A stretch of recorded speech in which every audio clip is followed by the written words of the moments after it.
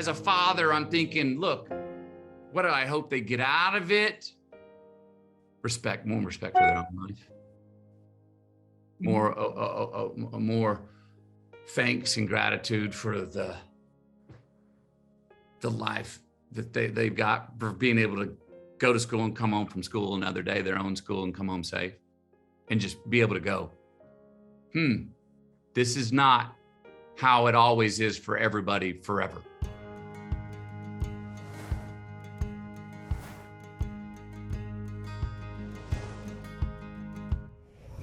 Good afternoon, and we're coming on the air because of an awful scene playing out today in Texas. At least 19 children murdered, shot dead with a high-powered rifle. 19 smiles, gone at the hands of an 18-year-old. On May 24th, the nation was shocked by the news of a mass shooting at Robb Elementary School in Uvalde, Texas.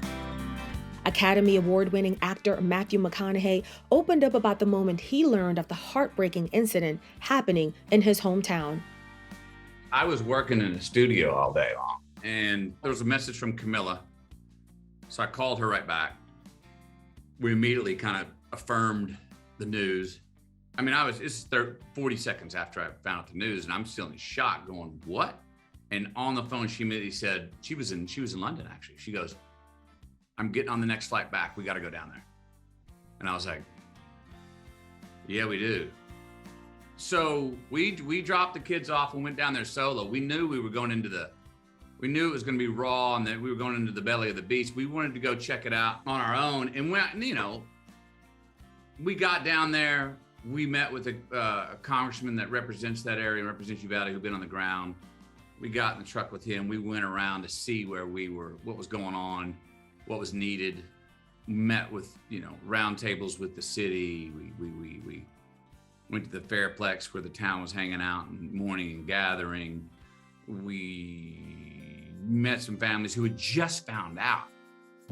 We were asked to come in places that I was like, again, that's got to be up to them. We did not want to intrude or trespass or lead on. We just wanted to try to be receivers and say, do you want a hug? Tried not to, even at that time in the moment, not thinking about how it makes me feel. I guess what was going through my mind is, how's it feel to them? I feel like it needed to be strong, sturdy, but tender. So it was just a neutral, sort of stoic position, but warm. And then just meet their pressure. How hard were they hugging? We'll match that. Some people just wanted to have a soft arm and just hold. We'll match that.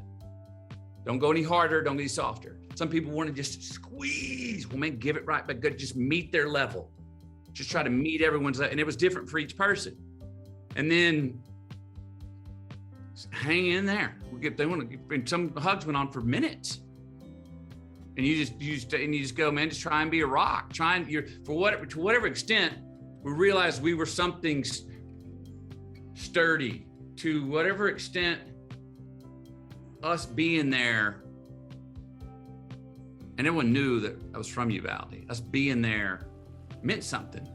So we went there, and when we met some of the families sort of informally, they asked us, can we spend some more time together? We're like, yes. And that's when we said, okay, we got more to do here. So we went back, got my older brother, who's really from that, who really spent more time in that hometown, his wife and kids, and grabbed our kids and went down. We went down, there's a family with their uncle, their cousins, their grandmother, my mom, their mother, and we went back to the town where their dad is from, where their uncle's from, where the grandfather they never got to meet's from, where their grandmother, Mom Mac, they've been living with for 2.5 years, lived most of her life and taught school and taught their dad school. And we went to the school, and we'd taken them down before. They'd seen the town, the school, the house, but this was like, that's where we're going back. So we didn't know what our plan was. We didn't have a plan of attack. It was in the stabilization phase for them, the whole town, everybody. But after the first day, and after meeting those families that wanted to meet with us again, we know this became very clear quickly. they didn't want to hear us say, I'm so sorry, I'm so sorry, I'm so sorry. And in the first meeting, me or Camilla once said, so what was your favorite thing about your kid? What they love to do? And each one of them would light up. And all of a sudden these tears are gone on their face and they're smiling and they're laughing and they're no, and they would just go on and they just come to life. And I realized that it was different. They weren't mourning the death of their child as much as they were just trying to keep the life force within their dreams that they were, that memory of that person alive. That's what I just want their life to matter. I just want their loss to matter. How can these families continue to honor these deaths by keeping the dreams of these children and teachers alive? Again, how can the loss of these lives matter? On June 7th, Matthew spoke at a White House press briefing and shared memories of those lost, along with his hope for change that could prevent similar tragedies in the future. So we go there, and I had to remind myself many times, Matthew, you ain't got to be an expert on freaking gun control, man. You don't have to be, I sound like a lawyer who knows the points and the constitutional right. And trust me, I studied, I did as much craft school as I could and already had opinions and some knowledge of it. But I was like, no, remember what you're going there as a human, as a dad, as an American, as somebody who's got kids that go to school and would hope this wouldn't happen to any more, but it will again. But someone who's going like, come on, this can't become a status quo like it's kind of becoming. So it's twofold. One, go in there with the human heart and the stories, raw stories from the families that I need to share and they want to share. Now I also know, and I'm aware at that point, there's thousands of those stories. Parkland, Buffalo, you can go back in time. The raw emotion, there's a million tears that can fall from 2 million different eyes on that. Families that lost, etc. And they've been shared. Nothing's changed. So now on the other side, left side of the brain, we got to be tactical. Can't just be emotional. You got to have more than a story, the stories that are going to be gut-wrenching and they can see themselves in. They've heard those. You got to come in with some tact here. What are you selling?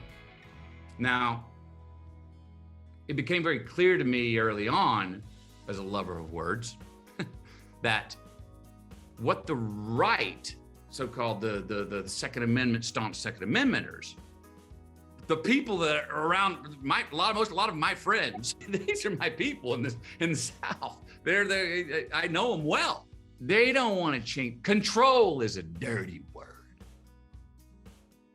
It's like a mandate. You want to put that, so I was like, that word out of the gate is shutting about 80% of their ears. So I flipped it to another stereotypically conservative notion, responsibility. So now I was like, yeah, because control is like an oppressive word. It's something done unto you. You better or if. Whoa, don't you tell me what to do. I got my right to bear up. Responsibility is to give the person the power of choice.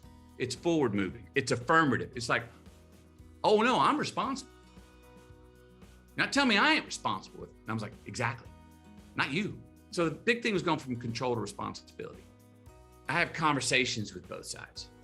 I come in about values that, I do somewhat of a good job of colloquializing the intellectual leftist thing so the red can go, oh, now I get that. Didn't sound like you were trying to talk about me. And I can sometimes polish the old colloquialism of the boys around the campfire at midnight and down in South Texas and polish it up. We are in a window of opportunity right now that we have not been in before. A window where it seems like real change can happen. What I'm hopeful for, and my main tack going forward is these regulations that came on don't solve the problem. But it's the first time in 21 years that the ship just, okay. I think that I'm interested in a deeper source problem than just the gun control regulation responsibility issue. This bill and this whole experience is a microcosm, a petri dish, for so much other shit we got going on. Policies, our governments, our leaders, they can put things in place that give us a compass, and